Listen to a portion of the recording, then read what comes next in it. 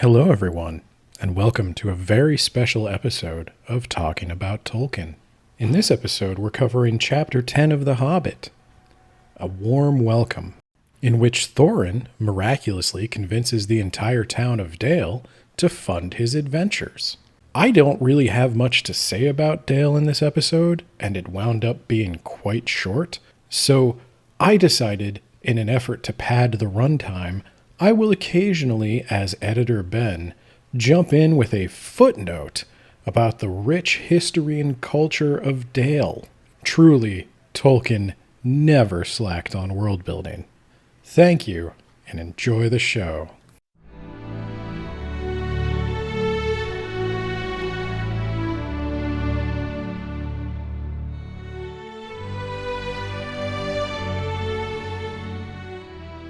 Talking about Tolkien.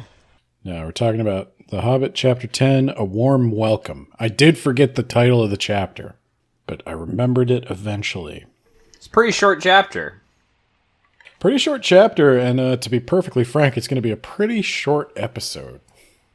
All right. So they've finished their barrel rafting. They might have had a CGI fight. I don't remember. That's all a fever dream to me.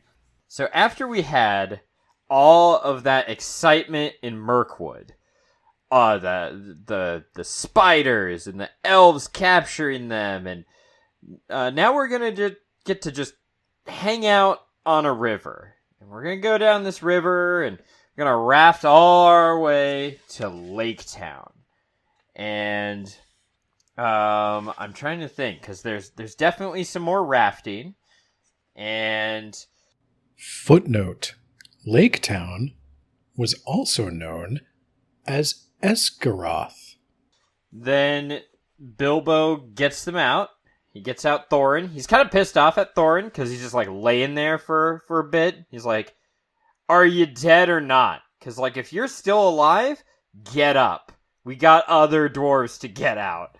I do like the way Bilbo starts talking to Thorin. We've Bilbo got really shit sticks to it to do. him. Thorin's like, well, you didn't have to sit in a barrel. That's a good plan, Baggins, blah, blah, blah, blah, blah. And Bilbo's just like, you can get up or you can lay there and die. I don't care. Either way, I'm going to Lake-town. You can help me get these dwarves out of these barrels or not. And Thorin thinks about it, and he's like, yes, sir. And they get out. I believe Fili and Kili and Thorin and Bilbo are the ones who go into town. And either Fili or Kili is like, God, it smelled like apples in that barrel. Like I was just crammed in there with a bunch of apples. It was awful. I could eat anything now except an apple. So when I get my share of that treasure, I am going to eat steak every day. And you know what? I'm just going to say it right now. I'm going to retire. That's right. After this adventure, I'm retiring. Are you retiring, Kili? He's like, yeah. We're gonna both retire. We're just this last leg of the adventure away from retirement. Oh no, why are you emphasizing this so much? I don't know, Ben. They're also the youngest of the dwarves. Footnote: Lake-town was built in the remains of the Kingdom of Dale, which was considered by some to have a toy market that was the wonder of the North. Yeah, it's really weird. I don't know why I thought to mention that now that I think about it. It was just weird. Like something just came over me. I have not rewatched the movies yet, and Good call. I forgot this chapter, to be perfectly frank. I didn't know what was going to happen when Thorin went into Lake-town. I forgot how this all worked out. What I did not expect was for Thorin to walk directly up to the mayor. Like, he walks up to a guard, and he's like, I am Thorin Oakenshield. And the guard's like, well, I'm going to need you to make a persuasion check. Nat 20. And then they take him to the mayor of the town. And he's like, I'm Thorin Oakenshield. I am here to kill that dragon. And he points at the mountain. And the mayor of the town's like, well, you better believe I'm going to need you to make a persuasion check with disadvantage. 2 nat 20s. And Thorin's just the king of the town now. Well, the mayor did think that Thorin was a bullshitter, but he was like, you know what? They'll eventually be discovered if he is. So, But he's yeah. so popular with the town. Like, apparently this town's been singing songs of King Thror, and they miss the days when the dwarves were up there making everybody rich, and they've been waiting for Thorin to come and make Lake-town great again, you know? You ruined it. You ruined it. Well, now bad things have to happen to Thorin because of you. yeah, I was going to say there's a reason I might have made that reference. Thorin might he might get a little of that dragon madness. But for now, Thorin and the dwarves and Bilbo, they hang out in this town for like a solid week. At some point, it is mentioned, I can't remember if it was this chapter or last chapter, that Gandalf... I think it was last chapter. Gandalf was like, oh shit, I gotta wrap up my business. And he talks to he goes to where he's going, and he talked to somebody, and he's like, oh yeah, my party, they're going to come up on the elf road through Mirkwood, and they're like, brother, nobody on that road survives.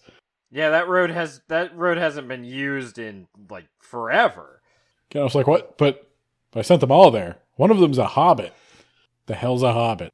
It's like a small person. Oh, he's definitely dead. So yeah, Gandalf's on his way, but I honestly think for most of this chapter they just kind of chill. Yeah. This is the calm before the storm. It is definitely the calm before the storm. We had a break between the Misty Mountains and Mirkwood. That was the Bjorn chapter. And now we have a little break between the Mirkwood and the final battle with the dragon. And perhaps several armies. Yeah, Bilbo did mention earlier there's something called the Battle of the Five Armies, and I have yet to see any armies, so, wonder where they're gonna come. I don't think that was Bilbo. I think this story is a weird combination of, like, Tolkien, the narrator, reading and translating Bilbo's words. So, like, sometimes it's just Tolkien talking directly to you. No, that can't be true because Bilbo fucked up in version 1. That was Bilbo. He was a liar. Yeah, that's true. Yeah, you're right. My whole device is gone. But yeah, so Lake-town, I guess we should describe it a little. It's a town built on a lake, on posts in the middle of a lake. There have been many such lake towns in fiction and in reality. I don't have a particular Norse reference for that. I don't have anything particularly interesting to say about Dale itself. About the men, Dale? Yeah. Wow. The human nation. I thought there'd be more. I thought there'd be more to it because it got wiped out and everything. No, I honestly, I looked into it. It doesn't play a huge role in the larger mythos. Most of the interesting stuff about Dale would happen after the events of The Hobbit, in my opinion. Like, eventually Bard will become a kind of king, and he does fight in the War of the Ring, but... Does he really? Yeah, Tolkien doesn't forget about them. But I feel like all of that's better left for another chapter. So I was going to ask you, like, I'm going to open up a question and answer session for you. Oh. Okay. Think of a question, and off the cuff, I will try to answer What it. was the dwarves' plan? Because it was brought up on more than one occasion. They still haven't figured out what are we going to do about this dragon. Because there were so many things that could have gone wrong before they even got to the dragon that it wasn't even worth thinking about. And now, they gotta go get him. What's their plan? Footnote. In the behind-the-scenes material for the second film, it is explained that Lake-town was broken up into 25 areas, distinguished between poorer areas and more bourgeois areas. I'm reading this off the wiki. The bourgeois areas are the Northgate Merchant District, Westgate Soldiers District, Bureaucrats District, the Bureaucrats District, that's what they call themselves. The Business District, which is not the Bureaucrats District. The Civic Center, which is also not the Bureaucrats District. The poorer areas are the Farewell District, the Servants District, the Laborers District, distinct from the Servants, Eastgate Warehouse District, distinct from the Laborers District, Fish Processing District, Market District, Boat Building District. How fucking big is this lake? Food District. I guess you don't need food in the other districts. Southgate District, Elderly plus Sick District, Bards District, Immigrant District, Arrival District, which I guess is different from the Immigrant District, the Tradesmen's Districts, Craftsmen's Districts, Fishermen's. I feel like we already used fish. Oh, that was Fish Processing District. What the hell is Lake-town in these movies? What is happening at this point with the necromancer? Is that all wrapped up? I think at this point the necromancer is wrapped up. And I guess I'm trying to think the text where if it happened, I can't remember where like the whole council goes to fight Sauron, like Galadriel and Saruman and Elrond. Yeah, it looks. I'm reading the wiki, Ben. It is the White Council, and apparently, the whole White Council goes. Yeah, they apparently timed this so that Smaug would not aid the necromancer, or the necromancer would not aid Smaug. So this is all a plan. That is some Tolkien retconning at its finest. What else you got? That's it. That's all I've got right now. Yeah, I tried looking into it, and I don't know that there's anything particularly interesting about the Men of Dale. I don't think they were descended from anyone particularly important. Yeah, and doesn't that make them the most important of all?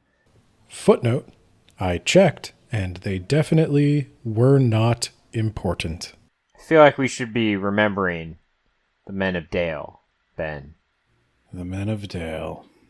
They lived next to the elves. Oh, there were a couple of elf guards at the feast. We didn't talk about them. Yeah, and they're like, hey, this dwarf is one of our prisoners. And Thorin was like, yeah, I was unjustly imprisoned. I'm a king, bitch. And then... Need you to make a persuasion check? Yeah. 20. Damn, okay. Well, the mayor is like, well, I don't want to piss off the elves. So, yeah. But then, everyone was like, Thorin, he's our man. If no one can kill the dragon, if he can't kill the dragon, nobody can. They fucked it up too in the book. That was retconned. And, yeah, then the mayor was like, well, I guess he's too popular to send back to the elves, so... Well, I guess there is an interesting point where that is how the elves are going to now know what the true purpose of Thorin's quest was. That he was going to try to get all that gold back. And that's what's going to prompt Thranduil to eventually march on down and see how they did. Yeah. Thranduil's thinking like best case scenario, dwarves and the dragons kill each other.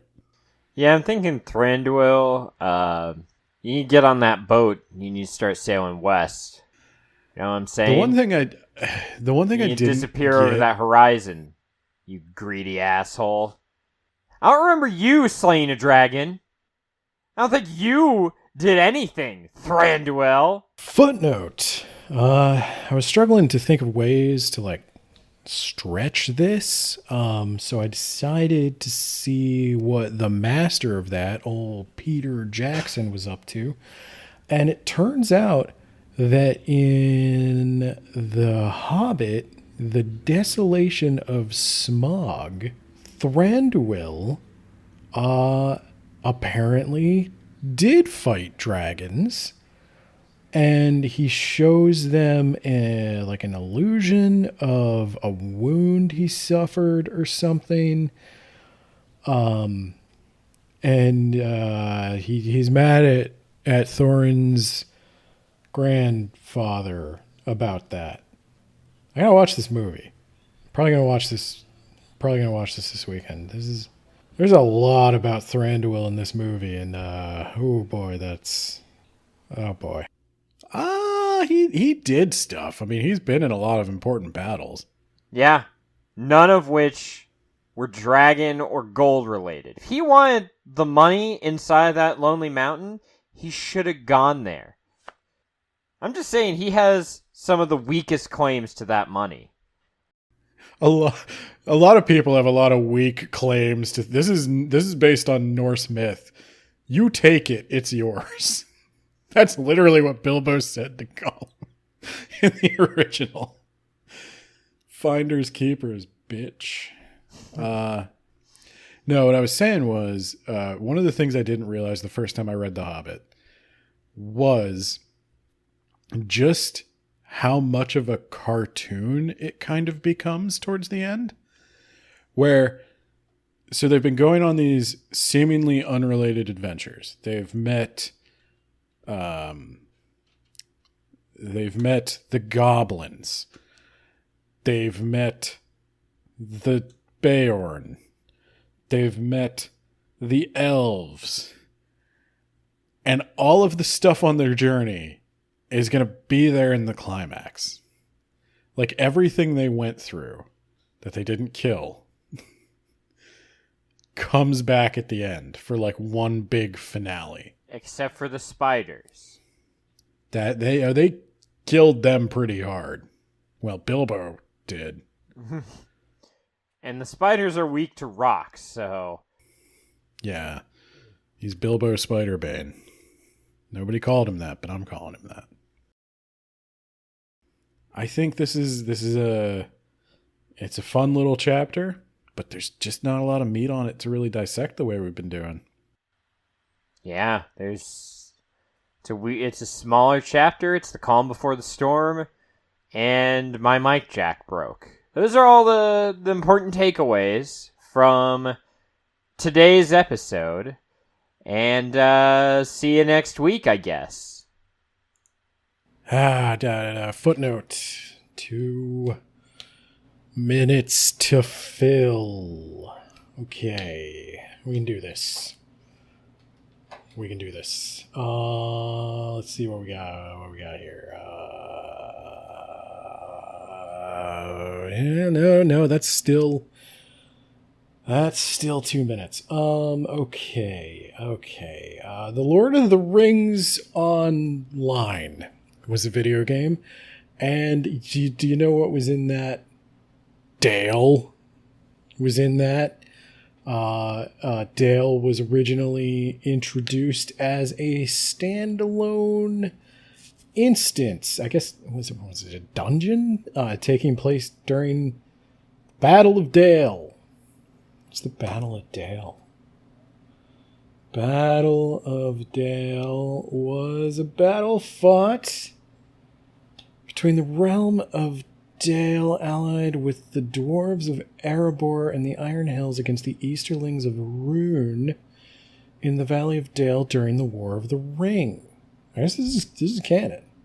So you could have played that in the video game. It doesn't really have anything to do with this particular chapter. Still a minute to go. Okay. Let's see here.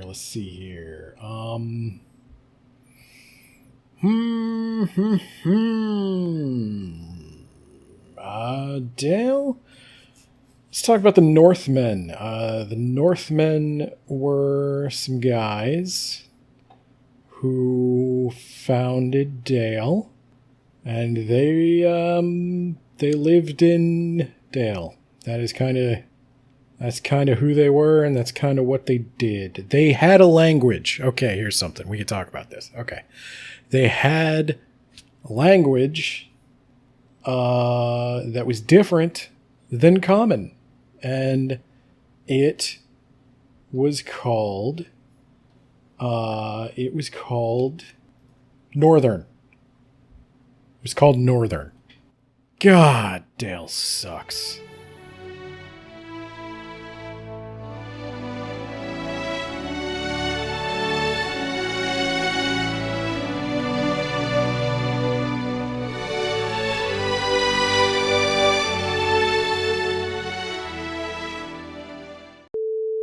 All right, I'm gonna go get new headphones. Wow, this sucks.